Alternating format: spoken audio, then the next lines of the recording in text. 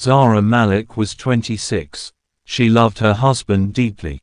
Farhan was 32 years old. He was quiet and gentle. She trusted him completely always. One Sunday she did laundry. She checked his coat pocket. She found small brass keys. A number was stamped there. She did not know it.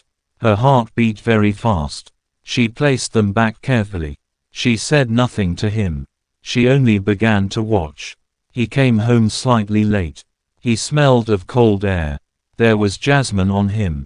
She recognized that scent now. She set the table quietly. She handed him his tea. She asked about his day. He said it was long. She nodded and said nothing. She already knew the truth. She followed the brass key. The address was Crescent Lane. The apartment was number 7. She stood outside the door. She did not knock that day. She heard soft footsteps inside. There was music playing low. A woman hummed along gently. The woman did not know. Zara stood and listened quietly. Then she turned and left. She did not forget the music. She did not forget the jasmine. She went home and cooked. She set the table for 2. Farhan came in smiling softly. She watched his every move. She noticed every small lie. 3 weeks passed very slowly. A message arrived one evening. It came from unknown number.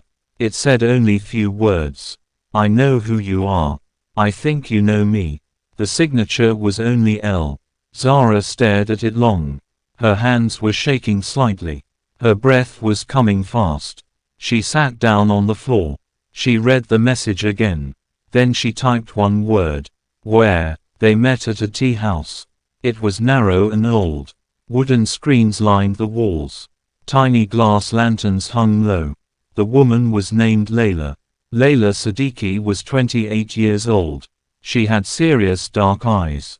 Her beauty was quiet and strong. She wore a charcoal wrap. She wore one thin ring. It sat on her left hand. It was identical to Zara's. They sat across from each other. Neither spoke for 1 minute. The silence was heavy between them. Then Leila ordered mint tea. Zara ordered exactly the same. Their eyes met across the table. Both women understood everything already. He told me he was single. He said he lived alone. He said no wife existed. He never mentioned your name. He told me you were a colleague. He said you needed his help. He lied to both of us.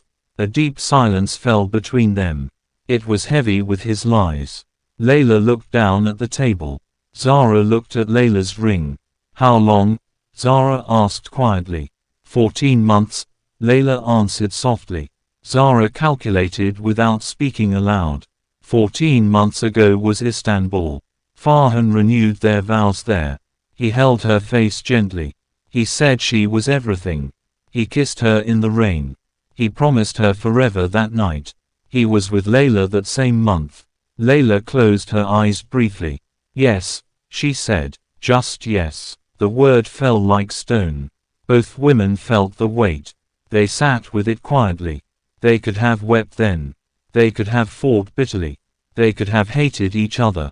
Instead they ordered more tea. They talked for 2 hours. They talked about his habits. He read newspapers from the back. He liked black tea always. He hummed while he cooked. He said I love you every night. He said it to both of them. The same words every night. The same soft gentle voice. The same warm loving eyes. Both women felt sick suddenly. Leila was a photographer by profession. Zara worked editing books always. Both were strong and smart. Neither had imagined this moment. Neither had seen it coming. He had been so careful. He had been so loving. He had been a perfect liar. Something shifted between them slowly. Not friendship, not yet exactly. But a real understanding grew. They were not rivals at all. They were both his victims. They were both his fools. He had played them both. He had loved being loved twice. What do you want now? Leila asked. I want the truth from him, Zara said. Not the version that saves him. The real truth only. Leila nodded slowly and firmly. Then we do this together. On a Friday the light was amber. It came through the windows long. Zara sat and waited quietly. She heard his key in the door. She heard him remove his shoes. She heard him call her name. She did not answer him. He came into the sitting room. He saw her sitting very still. He saw something in her eyes. He felt the danger immediately. His smile faded very quickly. Zara told him to sit down. He looked at her carefully. Something flickered behind his eyes. A quick animal awareness rose. He sat down without speaking. Zara placed the brass key down. She set it on the table. Between them it sat silently. The color left his face slowly, like water draining from a basin. He stared at the key hard. He said her name once only. Zara, he said, like a plea. Don't, she said very quietly. I know about Leila already. She knows everything about me. We have known 3 weeks now. We met and we talked. We talked for 2 full hours. We know every single thing. This is not a fight, Farhan. This is simply an ending. He opened his mouth slowly. He tried to find some words. He tried to build a story. Every sentence crumbled before completion. His lies could not survive now. A woman had stopped believing him. 2 women had stopped believing him. He tried again and again. Nothing came out that made sense. His hands were shaking now. His eyes were red and wet. Why? She asked. Just that. One single quiet word only. He could not answer her. Perhaps there was no real answer. He feared making one choice. He loved being loved by 2. More than he loved either one. He was selfish and weak inside. He was a coward in the end. Dressed in the words of love. Using love like a costume.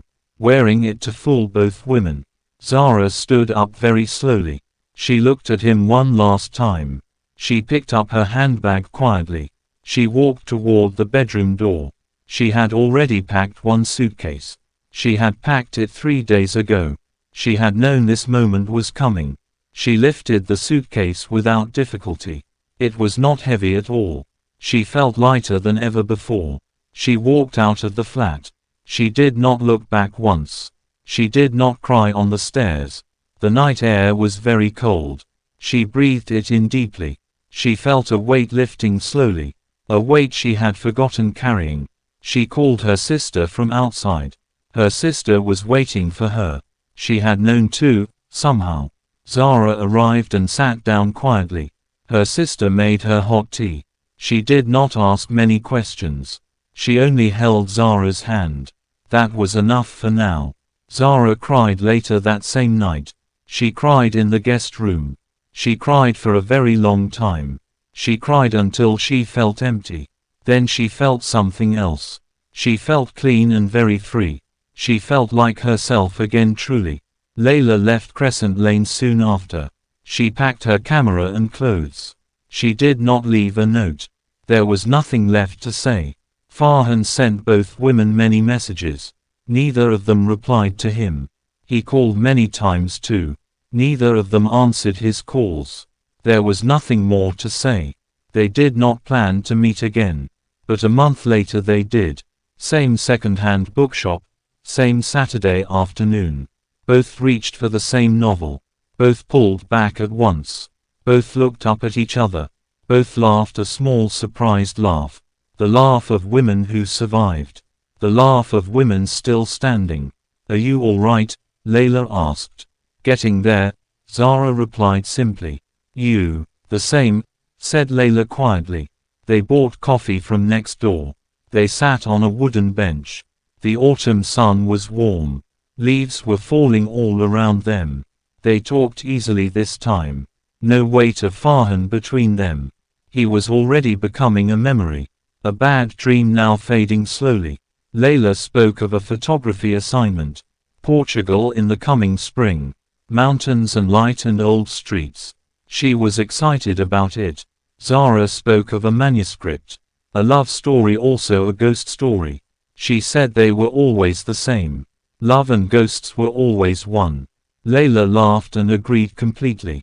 Their coffee cooled in their hands. They did not mind at all. It was not a romantic ending. It was something quieter and truer. Two women lied to buy one man, who found each other through those lies, who chose honesty over bitterness always, not born of grief but of strength. The leaves fell around them softly. The city moved around them always. Indifferent, enormous, full of other secrets, other people carrying their own weight. They sat unhurried and unbroken together. Two women, one bench, one autumn. Deciding slowly what came next. Deciding who they wanted to be. Without him they were more themselves. Without him they were finally free.